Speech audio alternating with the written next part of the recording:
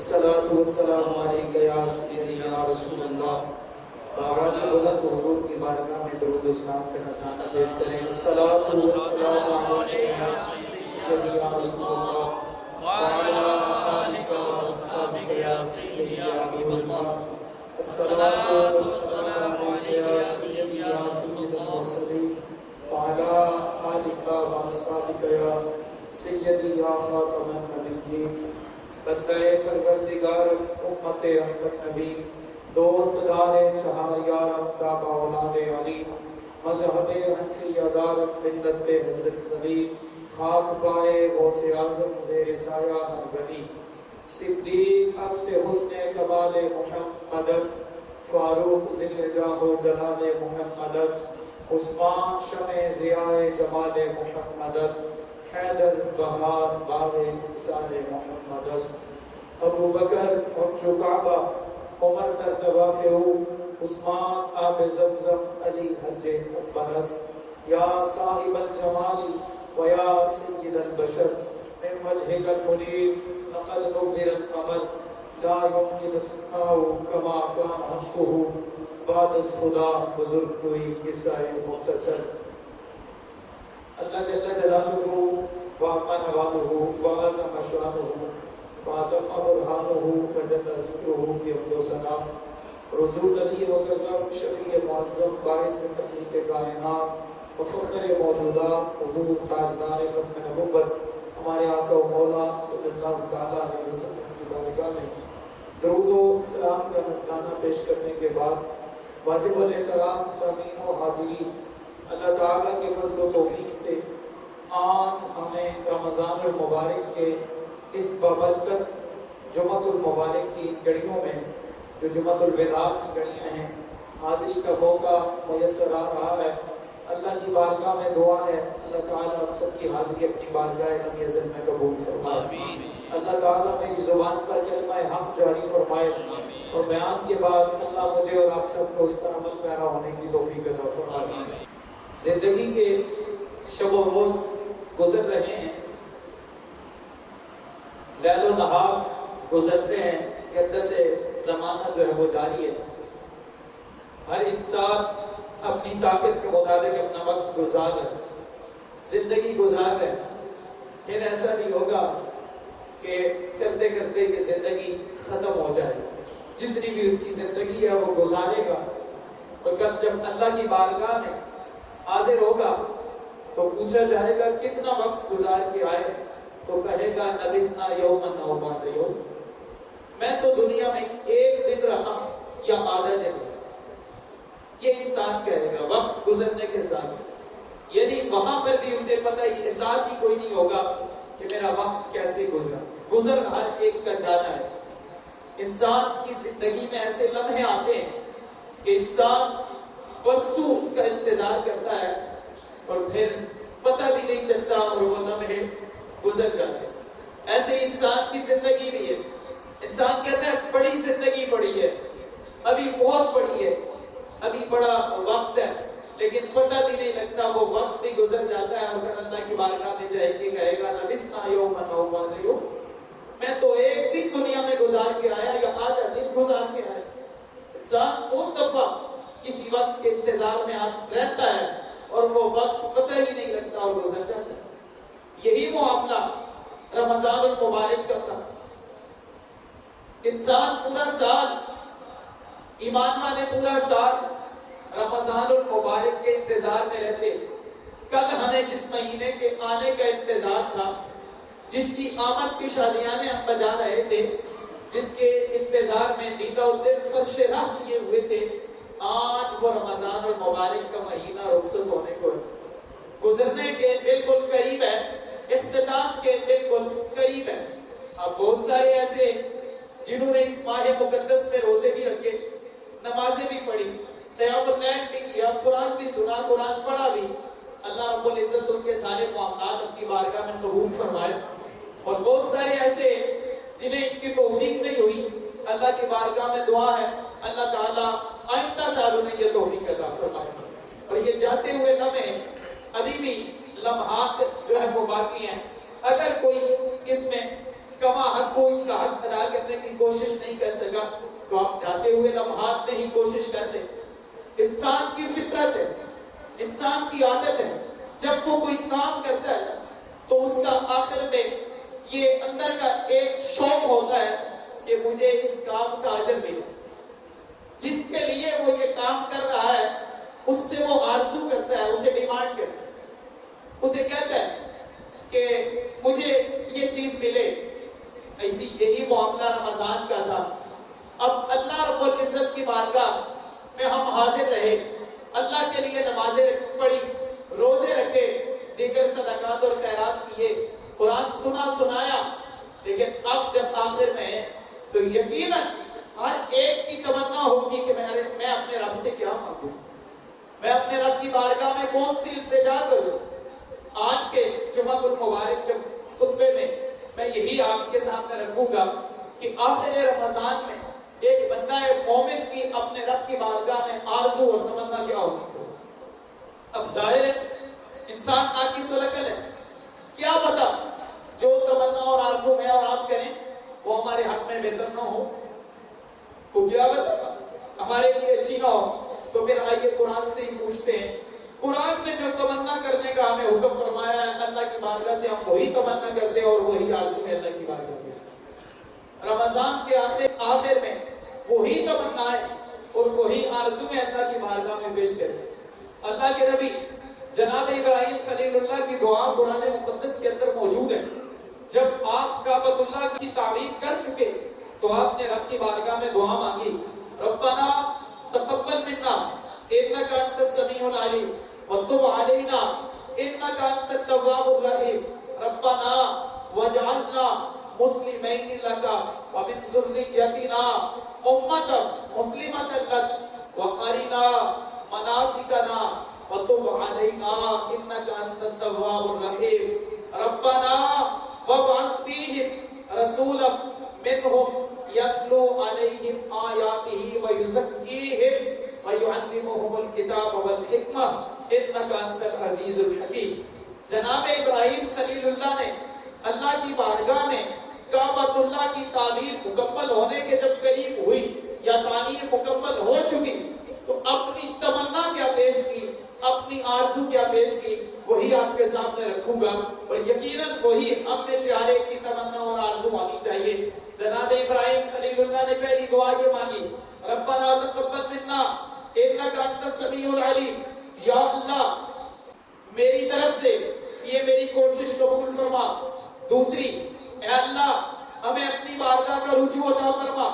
پھر دعا مانگی، یا اللہ ہمیں ایمان پر استقامت عطا فرما۔ پھر دعا مانگی، یا اللہ اولاد کو فرمان بردار بنا۔ پھر دعا مانگی، یا اللہ شریعت کا علم عطا فرما۔ اور آخر میں ساری دعاؤں کا نچوڑ دعا مانگی کہ یا اللہ ہمیں اپنا محبوب رسول عطا فرما۔ کیا دعا مانگی جی؟ پہلے یہ مانگی کہ یا اللہ صحیح کو قبول فرما۔ دوسری مانگی یا اللہ عمل پر استقامت عطا فرما۔ پھر مانگی مالک دین پر بھی استقامت عطا فرما۔ پھر دعا مانگی یا اللہ اولاد نیک عطا فرما۔ پھر دعا مانگی مالک شریعت کا علم عطا فرما۔ پھر دعا مانگی یا اللہ توبہ اور استغفار کی توفیق عطا فرما۔ اور آخری دعا ساری دعاؤں کا نچوڑ مانگی کہ یا اللہ ہمیں امام الانبیاء عطا فرما۔ سارے امام الانبیاء کو پڑھنے کی دعائیں مانگتے رہے اور کتنی خوش نصیب ہے امت کے جنہیں اللہ نے پہلے ہی محبوب عطا فرما دیا۔ سارے دعائیں مانگتے رہے، مالک عطا فرما، ان کی امت میں ڈال دے، ان کی امت میں اٹھا دے۔ لیکن فضل رب الاولا اور کیا چاہیے، مل گئے مصطفیٰ اور کیا چاہیے۔ ہماری اس سے بڑی خوش نصیبی کیا ہے کہ ہمیں اللہ نے رسول اللہ کی امت میں پیدا فرمایا، ہمیں اللہ نے اپنے محبوب کریم عطا فرمائے، آقا کریم کی محبت کا دم بھرتے ہیں۔ بس اللہ کی بارگاہ میں دعا کریں، اللہ قیامت تک جب تک سانسیں ہیں اللہ ہمیشہ اپنے نبی کے وفاداروں میں رکھے، کبھی نبی کے غداروں میں رکھے، ہمیشہ حضور کے وفاداروں میں آنے کی دعا کیا کریں۔ تو جناب ابراہیم خلیل اللہ نے کیا دعا مانگی؟ سب سے پہلی ربنا تقبل منا انک انت السمیع العلیم، اے اللہ میری اس صحیح کو قبول فرما، اب تعمیر کس کی ہو رہی تھی؟ کعبۃ اللہ کی. تعمیر کرنے والا اللہ کا نبی، جناب ان کی مدد کرنے والے جناب اسماعیل بھی اللہ کے نبی. تعمیر ہو رہی تھی اللہ کے گھر کی، تعمیر کرنے والے اللہ کے نبی. یقیناً اللہ کی بارگاہ میں مقبول تھی، لیکن اللہ کے نبی نے یہ دعا مانگ کے ہمیں درس دیا کہ عبادت جتنی مرضی کر لو، اس کی قبولیت کے لیے کوشش بھی اللہ کی بارگاہ میں پیش کیا کرو، اس کی قبولیت کے لیے دعائیں بھی اللہ کی بارگاہ میں پیش کیا کرو. آپ نے بھی یہی کیا. عبادت جتنی مرضی بڑی ہو، عبادت جتنی مرضی اعلیٰ ہو، اگر رب قبول نہیں کرے گا تو پھر اس عبادت کا کوئی فائدہ نہیں ہے، اس مشقت کا کوئی فائدہ نہیں ہے، اس عمل کا کوئی فائدہ نہیں ہے. تو پہلا دعائے خلیل سے درس یہ تھا کہ عبادت کرو، کوشش کرو، اور پھر اس کوشش کے مقبول ہونے کی اللہ کی بارگاہ میں دعا بھی کرو. رمضان میں روزے رکھے، تراویح پڑھی ہیں، قرآن سنا ہے، سنایا ہے، صدقات و خیرات کیے ہیں، تو اب جناب ابراہیم کی طرح ان کی قبولیت کی بھی اللہ کی بارگاہ میں دعا مانگو. اس صحیح کے مقبول ہونے کے لیے بھی اللہ کی بارگاہ میں دعا مانگو. آج کے جمعہ کا یہی پیغام ہے. جناب ابراہیم خلیل اللہ کی دعا میں کیا تھا؟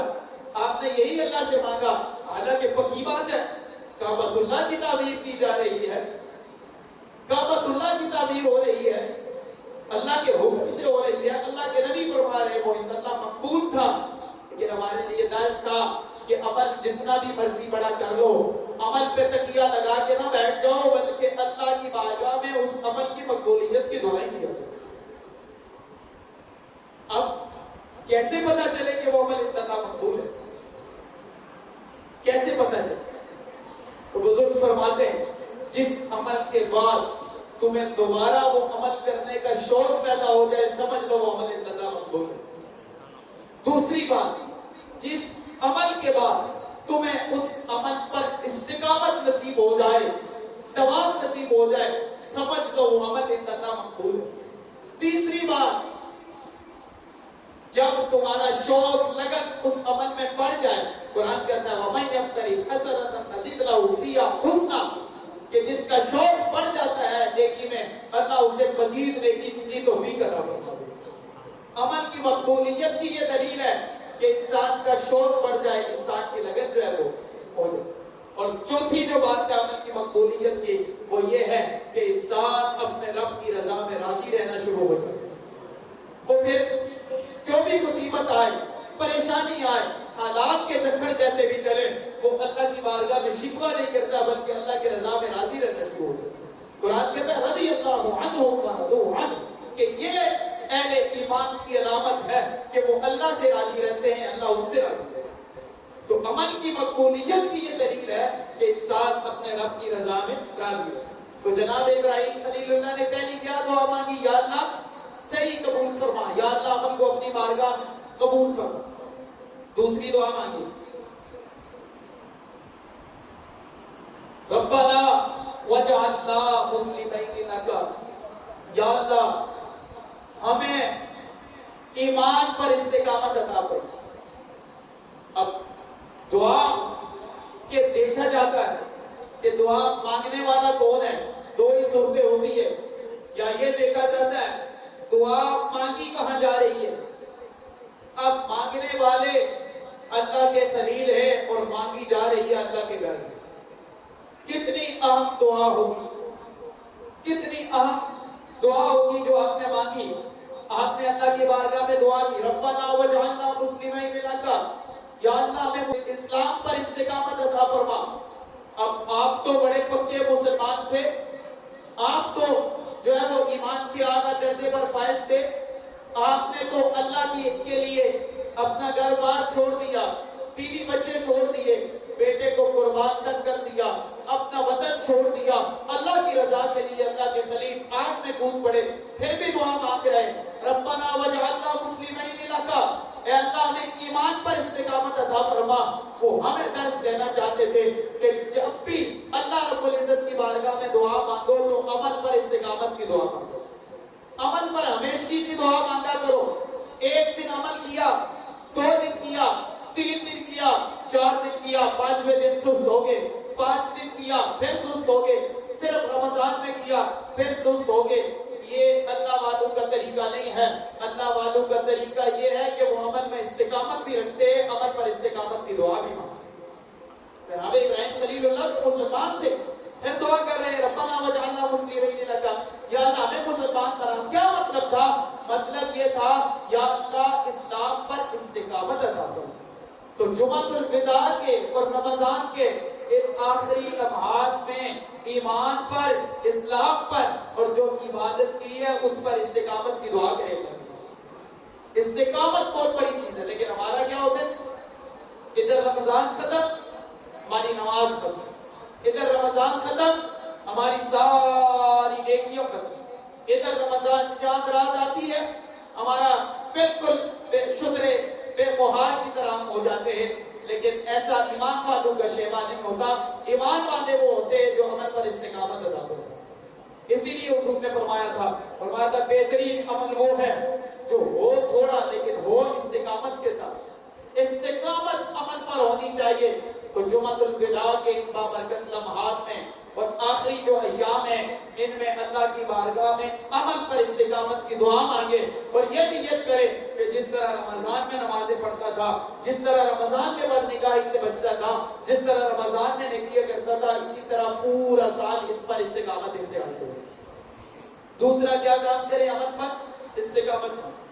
تیسری, جناب ابراہیم خلیل اللہ نے جو اللہ کی بارگاہ سے دعا مانگی وَمِن ذُرِّيَّتِنَا أُمَّةً مُسْلِمَةً لَكَ, یا اللہ میری اولاد کو فرمان بردار بنا. اولاد, نیک اولاد مل جانا یہ بھی اللہ کی بہت بڑی نعمت ہے. انسان سوچتا ہے کہ میں اپنی اولاد کو کیا دوں, ہر کوئی اپنی خواہش کے مطابق دے. کوئی یہ سمجھتا ہے کہ میری سب سے بڑی خواہش یہ ہے کہ میں اپنی اولاد کو گاڑی دے دوں, بنگلہ دے دوں یا کوئی دنیا کی رہائش دے دوں. لیکن آئیے محبوب کریم سے پوچھتے ہیں کہ اپنی اولاد کو کیا تحفہ دینا چاہیے؟ کیا کوٹھی تحفہ دینا چاہیے, بنگلہ یا دیگر دنیاوی معاملات جو ہے وہ تحفے دینے چاہیے؟ نہیں. محبوب کریم علیہ الصلوۃ والسلام نے ارشاد فرمایا والدین کی طرف سے اولاد کے لیے جو سب سے بہترین طریقہ ہے, جو سب سے بہترین تحفہ ہے وہ حسن ادب اور تربیت اولاد ہے. اولاد کی تربیت خود بھی کرے اور پھر ان ایام میں اللہ کی بارگاہ میں اولاد کے فرمان بردار ہونے کی دعا بھی کرے. اگر آپ کی اولاد ٹھیک ہے, دنیا میں بھی آپ سکون کے اندر ہیں اور اس دنیا سے جانے کے بعد بھی نیک بچے چھوڑ کے جائیں گے, قبر میں بھی آپ کے سکون کا باعث ہے. آقا کریم صلی اللہ تعالی علیہ وسلم نے اسی لیے اس پر زور دیا اور آقا کریم صلی اللہ تعالی علیہ وسلم نے فرمایا والدین کی طرف سے سب سے بہترین تحفہ یہ ہے کہ والد اپنے بچے کو اچھا ادب سکھائے. اپنے بچے کو کیا کریں؟ اچھا ادب سکھائے. جناب ابراہیم خلیل اللہ نے کسی بھی کام کے مکمل ہونے پر اللہ کی بارگاہ میں تیسری دعا یہ مانگی کہ یا اللہ مجھے اولاد نیک عطا فرما. آپ کے عمل کو سامنے رکھتے ہوئے رمضان کے اختتام پر آپ بھی اللہ کی بارگاہ میں یہ دعا مانگے یا اللہ ہمیں بھی اولاد نیک عطا فرما اور ساتھ ساتھ اپنی اولاد کی تربیت بھی کرے. یہ جمعۃ الوداع کا پیغام ہے. اب آگے وَأَرِنَا مَنَاسِكَنَا, اس کا ترجمہ دو طرح سے ہو سکتا ہے. ایک یہ کہ یا اللہ ہمیں حج کے طریقے سکھا اور دوسرا یہ کہ یا اللہ ہمیں شریعت کا علم عطا فرما. دوسرا زیادہ جامع اور معنی ہے. اللہ کے نبی صلی اللہ تعالی علیہ وسلم نے اتنا عظیم کا پایہ تکمیل تک پہنچانے کے بعد جو بڑی بڑی دعائیں مانگی ان میں سے ایک دعا کیا مانگی کہ یا اللہ ہمیں شریعت کا علم عطا فرما.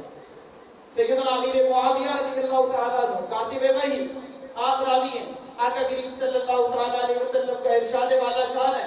حضور نے ارشاد فرمایا من یرید اللہ بہ خیرا یفقہہ فی الدین, اللہ جس کے ساتھ بھلائی کا ارادہ فرماتا ہے اللہ اسے دین کا علم عطا فرما دیتا ہے. اسے شریعت مصطفیٰ کا علم مل جاتا ہے, اسے دین کی سمجھ آ جاتی ہے. اور ایک اور حدیث طیبہ میں آقا کریم نے ارشاد فرمایا اللہ جسے پسند کرتا ہے اور جسے پسند نہیں بھی کرتا مال اسے بھی دیتا ہے. جسے پسند کرتا ہے یا جسے پسند نہیں بھی کرتا مال اسے بھی دیتا ہے. لیکن فرمایا اللہ دین اور دین کی سمجھ اور علم اسے ہی دیتا ہے جسے آپ پسند فرما رہا ہو. اللہ کے نبی نے بھی یہی مانگے. حضرت مولا کائنات نے بھی اسی پر فخر کیا تھا. آپ نے فرمایا تھا رضینا قسمت الجبار فینا لنا علم وللجہال مال والمال یفنا عن قریب والعلم باقی لا یزال. آپ نے فرمایا تھا یا اللہ ہم تیری رضا پر راضی ہیں کہ تو نے ہمیں علم عطا کیا ہے, جاہلوں کو مال عطا کیا ہے, اور مال ان قریب فنا ہو جائے گا اور علم باقی رہے گا, اسے فنا نہیں ہے. تو شریعت مصطفیٰ کا علم حاصل کرنے کی صحیح کریں.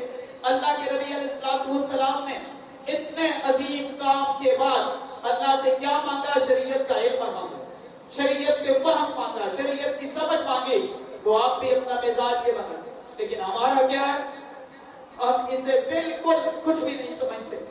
ہمارا مزاج یہ بن گیا ہے کہ علم سیکھنا تو دور کی بات ہے, کسی علم والے کے پاس بیٹھنا بھی اب گوارا نہیں.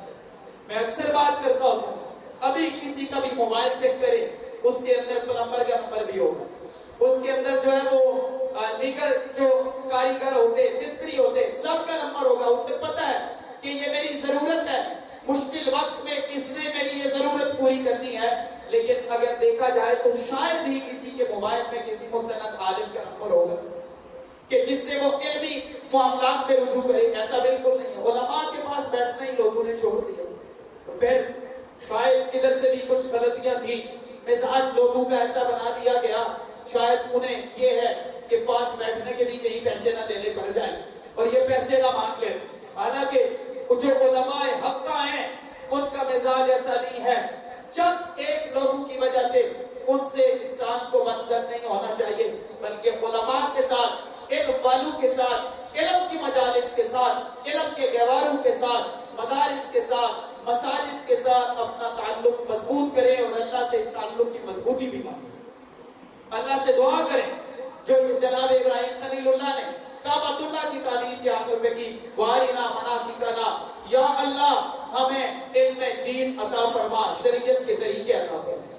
اللہ کی بارگاہ میں دعا بھی کیا کریں اور شریعت سیکھنے کے لیے کوشش بھی کیا کریں.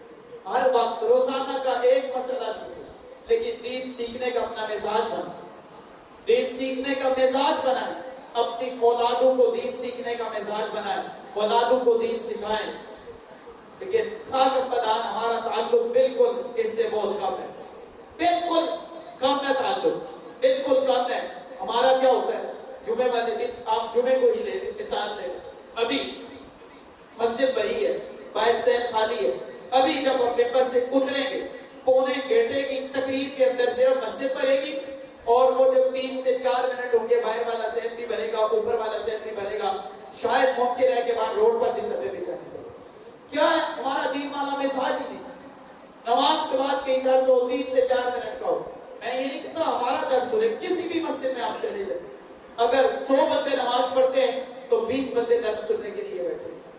کوئی کورسز مسجد میں دین کے شروع کر دیے جائیں تو اگر محلے کے نمازیوں کی تعداد 2000 ہے تو اس دین کا علم سیکھنے والوں کی تعداد 5 ہوتی ہے, 10 ہوتی ہے. ہمارا مزاج ٹھیک کیوں ہے؟ اس مزاج کو بدلے. اللہ رب العزت دین اسے ہی عطا فرماتا ہے جو دین کے لیے کوشش کرتا ہے.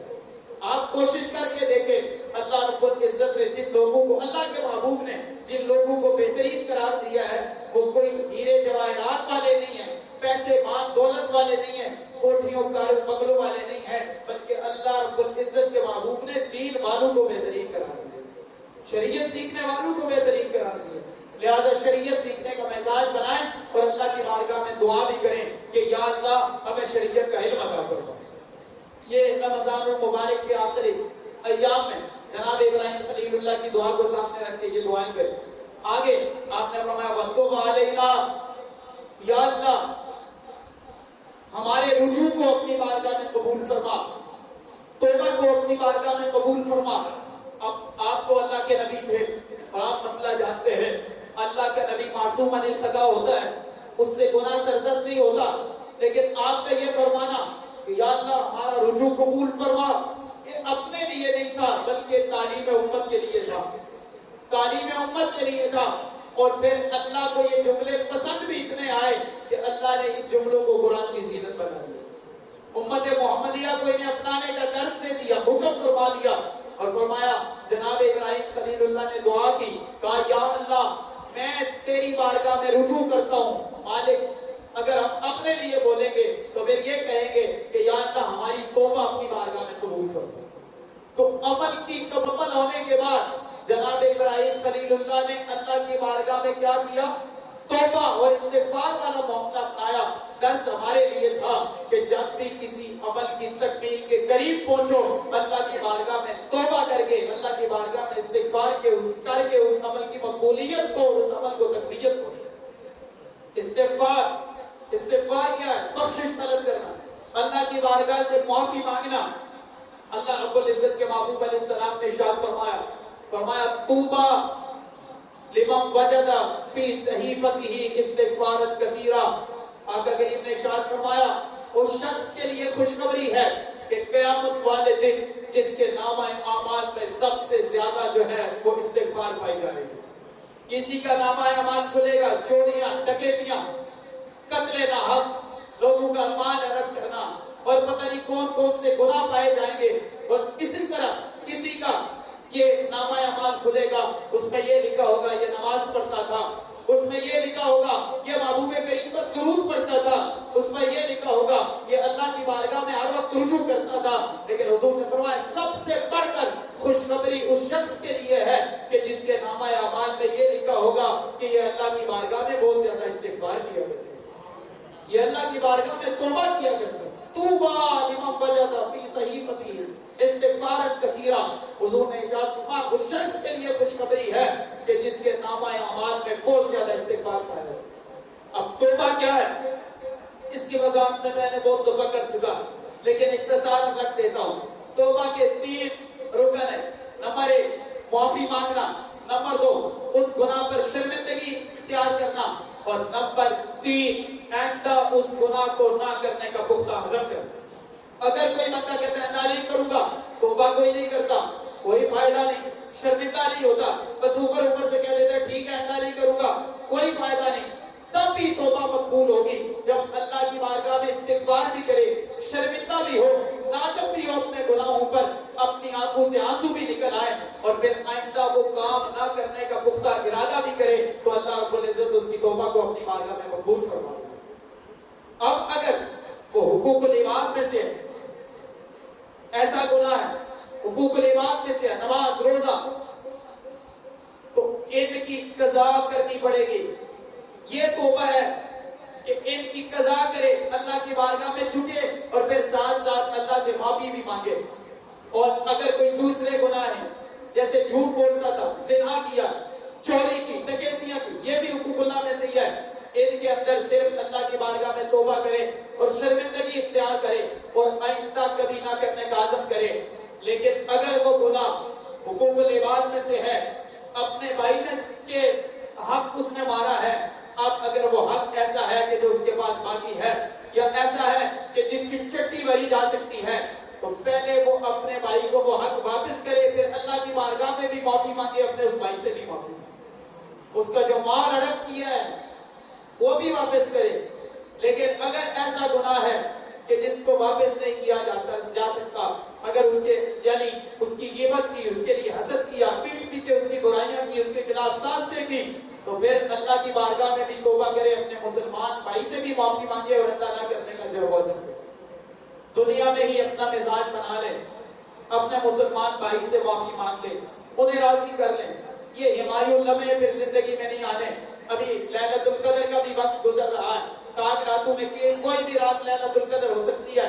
محبوب کریم نے فرمایا لیلۃ القدر میں جن لوگوں کی بخشش نہیں ہوتی ان میں سے ایک وہ شخص بھی ہے کہ جو قطع تعلق ہی کرتا ہے، اپنے رشتہ داروں کے ساتھ تعلق توڑتا ہے، اللہ اس کی بخشش نہیں کرتا۔ اگر ایسا مزاج ہے تو ختم کریں، اللہ کی بارگاہ میں توبہ کریں، حقوق اللہ سے بھی توبہ کریں، حقوق العباد سے بھی توبہ کریں۔ اب جب ہم یہ کر دیں گے تو پھر ہم وہ شخص ہوں گے کہ جب کل قیامت والے دن جنہیں یہ خوشخبری سنائی جائے گی کہ جن کے نامہ اعمال میں سب سے زیادہ توبہ لکھی ہوئی۔ تو جناب ابراہیم خلیل اللہ نے عمل کے آخر میں کیا مزاج اپنایا؟ توبہ کا، رجوع اللہ۔ اب آخری اور تمام دعاؤں کا نچوڑ، تمام دعاؤں کا نچوڑ، کیونکہ میں نے ابتدا میں ہی پڑھا تھا فضل رب العلا، اور کیا چاہیے، مل گئے مصطفیٰ، اور کیا چاہیے، کائنات کی سب سے بڑی نعمت رسول اللہ کی ذات والا شان، سب سے بڑی جو اللہ نے ہمیں نعمت عطا کی ہے، اس کی ہر نعمت پر شکر ہے، لیکن اللہ نے جو ہمیں محبوب کریم کی امت میں پیدا فرمایا ہے، یہ اس کی ایسی نعمت ہے کہ جس کا جتنا بھی شکر ادا کیا جائے ادا ہو ہی نہیں سکتا۔ جناب ابراہیم خلیل اللہ نے کیا مانگا؟ ربنا وابعث فیہم رسولا، یا اللہ ان میں عظیم الشان رسول مبعوث فرما، یعنی شوق رسول مانگا۔ کیا مانگا؟ سارے بولیں ذرا، کیا مانگا؟ شوق رسول مانگا۔ کیا مانگا؟ محبت رسول مانگی۔ اللہ کی بارگاہ میں رمضان کے آخری ایام میں اپنے نبی کا شوق مانگے، اللہ کی بارگاہ میں رمضان کے آخری ایام میں اپنے نبی کی محبت مانگے، اللہ کی بارگاہ میں رمضان کے آخری ایام میں حضور کے نام پہ مر مٹنے کے جذبے مانگے، اللہ کی بارگاہ میں اللہ کے نبی علیہ السلام کے دین کے لیے اپنا سب کچھ قربان کرنے کے جذبے مانگے۔ یہی جناب ابراہیم خلیل اللہ نے مانگا، فرمایا ربنا وابعث فیہم رسولا، یا اللہ ان میں وہ رسول پیدا فرما جو بڑا عظیم الشان ہے، جو قرآن پڑھتا جائے ان کے دلوں کی میل دور فرماتا جائے، انہیں پاک کرتا جائے، ستھرا کرتا جائے۔ تو جب حضور موجود تھے تب بھی حضور ستھرا فرماتے تھے، آج اگر کوئی حضور کے وسیلے سے دعا مانگتا ہے، حضور کی محبت دل میں رکھتا ہے، اللہ اس کے دل کی بھی میل دور فرما دیتا ہے، اللہ اس کے ظاہر کو بھی صاف فرما دیتا ہے، دنیا میں اللہ اسے عزت والا بنا دیتا ہے حضور کی محبت کی وجہ سے۔ تو جناب ابراہیم خلیل اللہ نے کیا کیا مانگا جناب؟ سب سے پہلے عمل کی مقبولیت کی دعا مانگی، آپ بھی یہی مانگے آخر میں، رمضان کے آخر میں۔ نمبر 2، آپ نے عمل پر استقامت کی دعا مانگی، جمعہ الوداع کے ان بابرکت لمحات میں عمل پر استقامت کی دعا مانگی ہے۔ نمبر 3، آپ نے فرمان بردار اولاد مانگی، اللہ کی بارگاہ سے نیک اولاد مانگیے، اولاد کی اچھی تربیت کیجیے۔ نمبر 4، آپ نے علم شریعت مانگا، اللہ کی بارگاہ میں علم شریعت مانگیے اور آج عہد کیجیے کہ دین سیکھنے کا مزاج بناؤں گا۔ نمبر 5، آپ نے اللہ کی بارگاہ میں رجوع کیا، استغفار والا مزاج میں اپنانے کی جو ہے وہ تعلیم دی۔ تو آج کے اس اجتماع میں اور رمضان المبارک کے ان آخری لمحات میں اپنے رب کی بارگاہ میں رجوع کریں، اپنے اللہ کی بارگاہ میں توبہ اور استغفار کریں۔ اور نمبر 6، سب سے جامع اور مانع چیز جب وہ قائم ہے تو سب کچھ قائم ہے، وہ ہے اللہ کے نبی کی محبت۔ آج کے اس اجتماع میں اور رمضان المبارک کے ان آخری ایام میں اللہ کی بارگاہ سے حضور کی محبت مانگیں۔ محبت مصطفیٰ قائم ہے، تعلق مصطفیٰ قائم ہے تو سب کچھ قائم ہے، اور اگر تعلق مصطفیٰ قائم نہیں ہے تو کچھ بھی قائم نہیں۔ میں اکثر شاید وہ آپ کو بات سنا چکا، مولانا روم فرماتے ہیں، آپ نے فرمایا کہ آپ نے ایک حکایت لکھی، ایک عورت نے اپنے بچے کو مرغی دی اور کہا کہ یہ مردہ ہو چکی ہے، اسے کوڑے کے ڈھیر پہ پھینکاؤ۔ اس بچے نے اسے اٹھایا اور کوڑے کے ڈھیر پہ جب پہنچا، بچہ تھا نہ سمجھتا، اس نے کہا کہ ماں تو کہتی ہے یہ مر چکی ہے، لیکن اس کے ہاتھ پاؤں بھی سلامت ہے، سر بھی سلامت ہے، پر بھی سلامت ہے، یہ کیسے مر گئی ہے؟ وہ واپس لے آیا، امی جان آپ تو کہہ رہی ہیں یہ مر گئی ہے، لیکن سر بھی سلامت ہے، پر بھی سلامت ہے، پاؤں بھی سلامت ہے، پھر کیسے مر گئی ہے؟ تو ماں نے مسکرا کے کہا بیٹا اگرچہ سب کچھ سلامت ہے، لیکن جو اس کے جاری رہنے کا، جو اس کو زندگی بخشنے کا سبب تھا نا، روح، وہ اس سے نکل گئی ہے۔ جب روح نکل گئی ہے تو سمجھ لو یہ سلامت نہیں ہے۔ اب مولانا روح نے نچوڑ نکالا، فرمایا یہی مثال محبت رسول کی ہے، جس طرح روح کے بغیر جسم سلامت بھی ہو تو کوئی فائدہ نہیں ہے، فرمایا اسی طرح اگر محبت رسول کے بغیر نماز، روزہ، حج، زکوٰۃ تمام معاملات سلامت بھی ہیں تو ان کا کوئی فائدہ نہیں ہے۔ اگر محبت رسول سلامت ہے تو پھر اللہ کے کرم سے سارے معاملات ہی سلامت ہیں۔ اس لیے اللہ کی بارگاہ سے اپنے نبی کی محبت مانگے، حضور کی گڑگڑا کے اللہ کی بارگاہ سے محبت مانگا کریں۔ اور آخر میں یہ پیغام دینا چاہتا ہوں، ساری دنیا سن لے، ساری دنیا سن لے، آپ مر سکتے ہیں، اپنے آقا و مولا کی عزت اور ناموس پر سودا بازی نہیں کر سکتے۔ ہم سب کچھ حضور کے نام پر قربان کرنے کو تیار ہیں۔ اب آدمی سازشیں ہو رہی ہیں 295 قانون ناموس رسالت کو بدلنے کی، تو دیکھو تم اپنا زور لگاؤ، لگا لو جتنا زور تم لگا سکتے ہو۔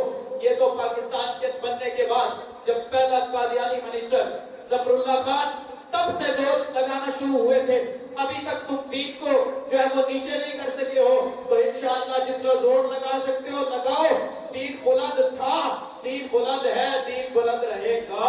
میرے آقا مولا کی عزت بلند تھی، بلند ہے، بلند رہے گی۔ ہم سارے پڑھ سکتے ہیں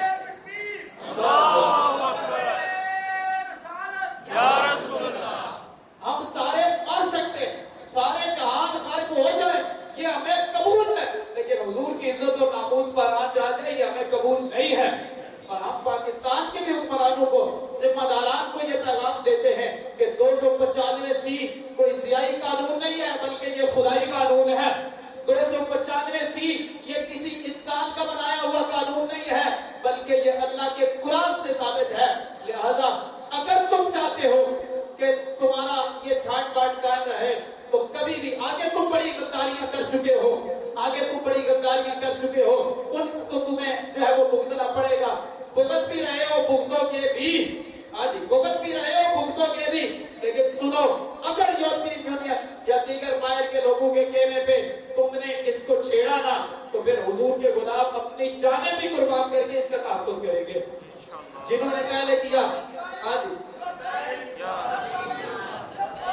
لبیک لبیک یا رسول، صحیح کر کے نعرہ لگائیں۔ اگر لگانا ہے میں ممکن کہ تو تم پیڑے رہو تو چپ چکی، اگر لگانا ہے تو پھر صحیح کر کے لگائیں۔ وہ باہر سے ان کی آواز آ رہی ہے، آپ کی اندر سے نہیں آ رہی، لگائیں سارے نعرے۔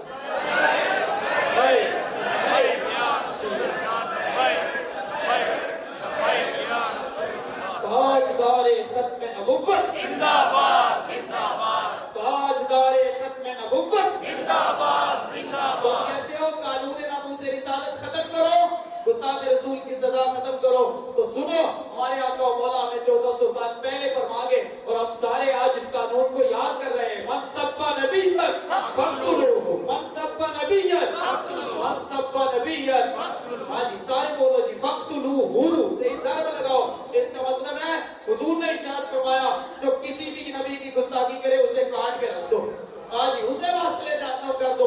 حضور ہمیں فرما گئے ہمیں اور کوئی قانون نہیں چاہیے، رسول اللہ کا فرمان ہی ہمارے لیے کافی ہے۔